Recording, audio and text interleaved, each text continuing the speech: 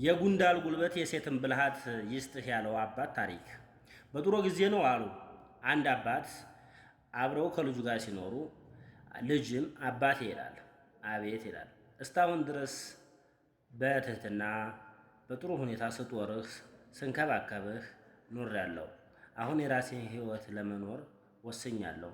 ራቅ ወዳለ ቦታ ሄጄ ራሴን መቻልና ሕይወቴን መምራት ፈልጌያለሁ። እስካሁን ላገለገልኩህ እስካሁን ለጦርኩህ ምርቃት መርቀኝ ብሎ ጉልበት ስሞ ይጠይቀዋል። አባትም የሴትን ብልሃት የጉንዳንን ጉልበት ይስጥህ ሲለው፣ ልጅም በዚህ ምርቃቱ ተበሳጭቶ እርግማን መስሎት ይቀጥላል መንገዱን። ዞር ብሎ አባቱን ሳያይ አኩርፎ ቀጥ ብሎ ይሄዳል።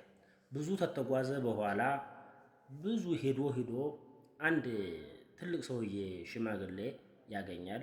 ከዛም ተሽማግሌው አጠገብም ሲደርስ ልጄ ወዴት እየሄድክ ነው?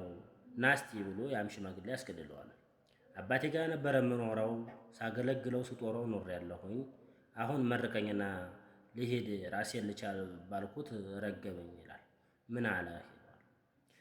የጉንዳንን ጉልበት የሴት ልጅ ብልሃት ይስጥህ አለኝ ይለዋል። ያም ሽማግሌ ሳቅ ብሎ አባትህ የመረቁህ በጣም እድለኛ ነህ፣ በጣም ምርጥ ምርቃን የመረቁህ፣ ና ላሳይህ፣ ና ተጎኔ ቁጭ በል ይሉና ከጎኑ ቁጭ ያደርገዋል።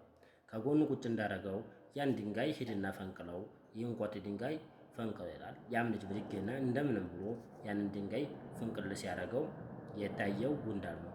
እነዚህ ጉንዳኖች በትንሽ ጉድጓድ ውስጥ ብዙ ሆነው ተከማችተው ይኖራሉ።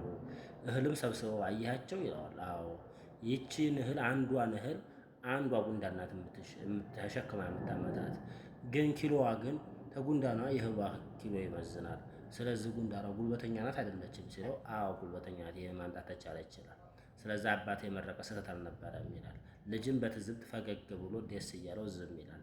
ሁለተኛ የሴትን ልጅ ደግሞ ብልሃት ላሳይህ ይልና ወደ ጓዳ ግባ፣ ልጅ ውሃ ቀርታ ትመጣለች፣ የዚህን ጊዜ አውርዴ ትልሃለች፣ አውርዳት ይለዋል። እሺ ስታወርዳት ግን አውርዴህ እንዲጨርስ ጡቷን ጨብጣት ይላል። አይ አባባ ያን ማድረግ አልችልም፣ ማውረዱን አወርድ ያለናል፣ እኔ አይደለ ያዘዝኩህ፣ በል ያልኩህን አርግ ይለዋል። እሺ ብሎ ከወደ ጓዳ ይገባል። ልጅም ውሃ ቀርታ ስመጣ ናማ አውርዳይ ትለዋለች።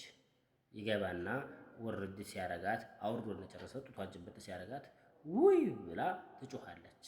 አባትም ምነው ልጄ ምን ሆንሽ ይላል። ትንሽ ቆየት ካለ በኋላ አይ ወድቄ ነበረ፣ ጀሪካኑን ወይንም ስራውን ሰብሬው ነበረ ትለዋለች አባቷ።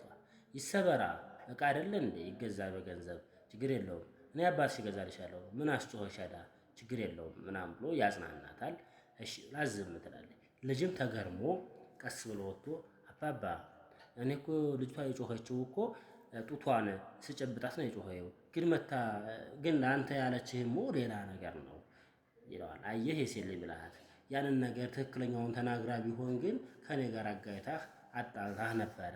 ስለዚህ ይህንን በማሰብ ነው ሌላ ፈጥራ በብልሃቷ እንደዛ ያለችው። ያንን ብትናገር ኑሮ ከኔም ጋር ትጋጫለህ፣ ከልጅቷም ጋር ተኮራርፈህ ትኖራለህ። ስለዚህ ለዛ ነው እንደዛ ያለችው። የሴት ልጅ ብልሃት ማለት ይሄ ነው። አባትህ የመረቡ ጥሩ ምርቃት ነው፣ ጥሩ ነገር ነው የተናገረው ብሎ ይነግረዋል። ልጅም በጣም ደስ ብሎት በአባቱ ምርቃት ደስ ተሰኝቶ እዛው አካባቢ መኖር ሲጀምር ያችን ጡቷን የጨበጣትን ሴት ልጅ ያጭና በስነ ስርዓት በወግ በማድረግ በአባቶቻቸው ባህል አግብቷት በደስታ በሳቅ በስላቅ እየኖረ ያኛውን የእሷንም አባት የራሱንም አባት በድጋሚ ማገልገል ጀመረ። ከተመቻችሁ ሰብስክራይብ ማድረግ እንዳትረሱ። አመሰግናለሁ።